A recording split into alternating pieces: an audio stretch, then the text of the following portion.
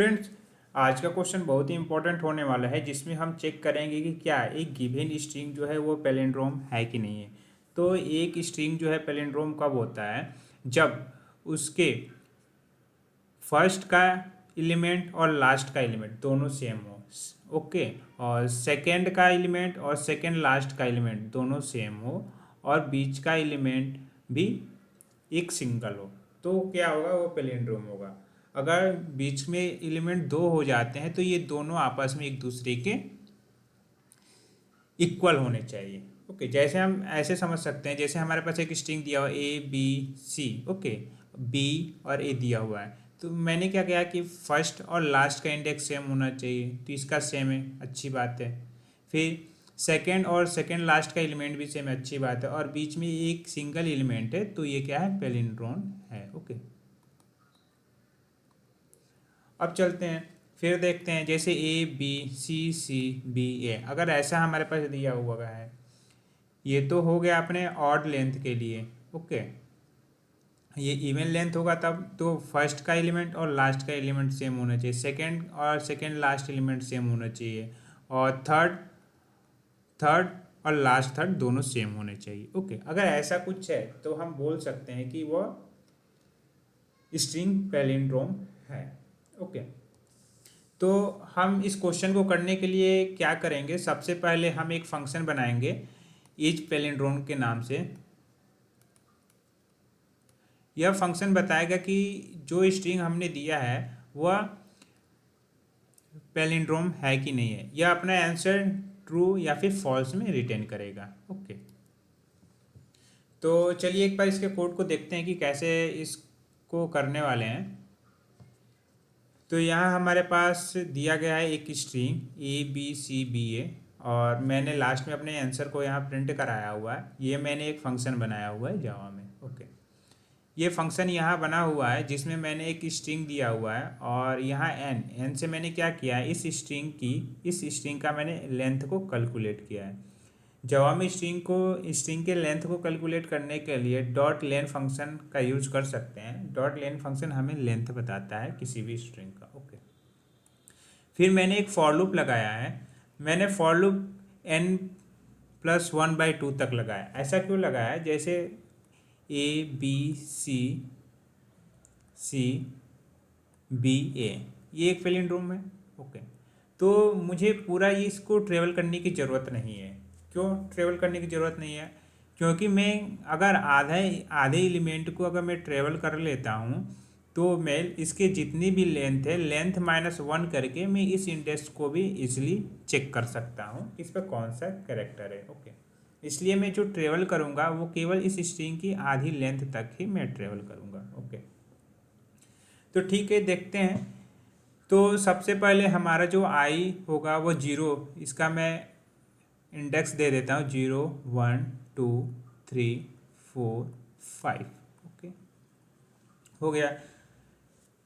अब आई की वैल्यू 0 से शुरू होती है, ये आई की वैल्यू 0, यानी एस डॉट कैरेट। कैरेट बताता है कि किसी स्ट्रिंग में किस इंडेक्स पर कौन सा कैरेक्टर है। ओके, तो मैंने एस डॉट कैरेट लिखा, आई में यहाँ 0 है, यानी 0 इंडेक्स पर कौन सा कैरेक्टर है, तो ये देगा कि ए, ये बताएगा कि ए है। ओके, और फिर मैंने लिखा is not equal to S dot caret n-1।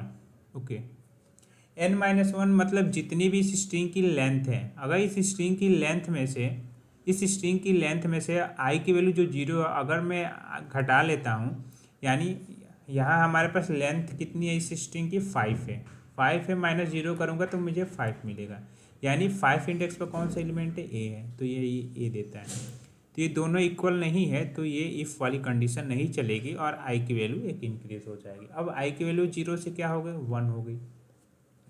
अब एस डॉट कैरेट आई 1 पे दिखेगा कौन सा एलिमेंट है, तो यहाँ बी है। ओके, फिर आगे चलेगा, यहाँ देगा एस डॉट कैरेट n-i, आई की वैल्यू यहाँ 1 है, एन की वैल्यू कितनी है? 5 है, यानी 5 - 1 या 4। अब 4 इंडेक्स पे चेक करेगा कौन सा है? 4 पर बी है। ओके, तो ये भी दोनों क्या है? इक्वल है, तो ये फंक्शन फिर से इफ वाला नहीं चलेगा। फिर आई की वैल्यू क्या हो जाएगा? इंक्रीज हो जाएगा। आई की वैल्यू इंक्रीज होकर क्या हो जाएगा?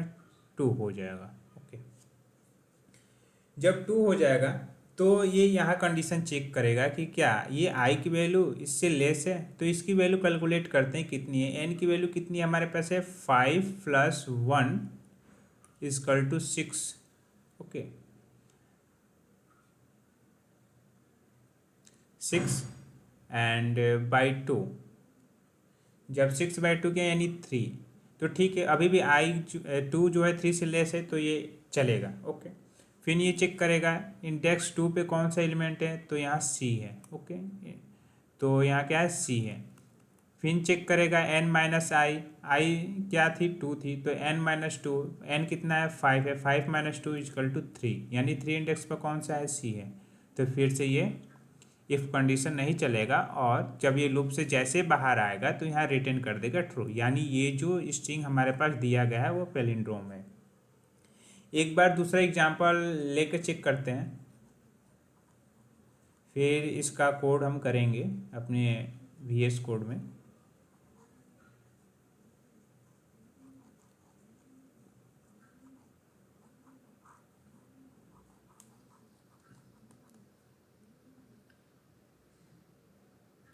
हाँ, तो जैसे हमारे पास अब स्ट्रिंग दिया हुआ है A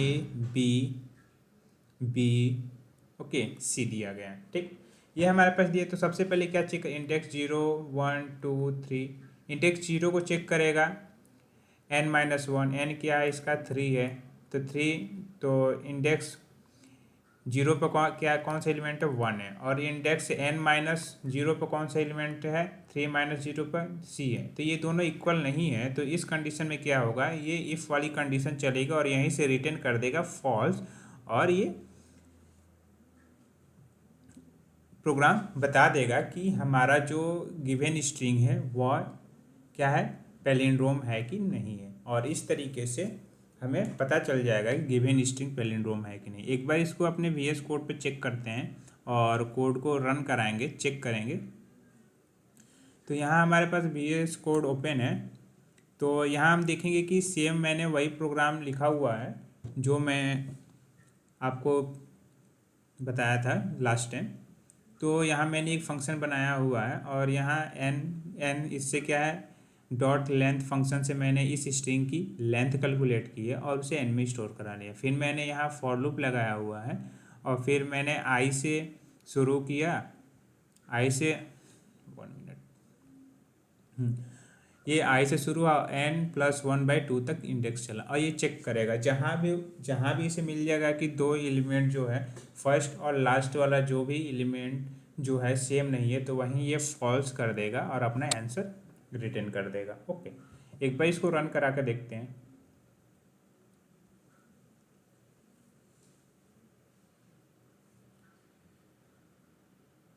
तो देखेंगे इसका आंसर हमारे पास ट्रू आ रहा है। ट्रू क्यों आ रहा है, क्योंकि इसका फर्स्ट और लास्ट देखेंगे तो दोनों सेम है, सेकेंड और सेकेंड लास्ट देखेंगे सेम है, और बीच में एक सिंगल एलिमेंट है, तो ये खुद में एक पैलिंड्रोम है। अभी क्या करते हैं, अब हम इसे यहाँ से लास्ट से एक एलिमेंट को हटा देते हैं। अब इसको सेव करते हैं और रन कराते हैं, तो इस बार आंसर हमारे पास फॉल्स आनी चाहिए। तो इस पर जो आंसर है फॉल्स है। फॉल्स क्यों आया है, क्योंकि फर्स्ट इंडेक्स और लास्ट इंडेक्स पे जो एलिमेंट है वो सेम नहीं है। ओके।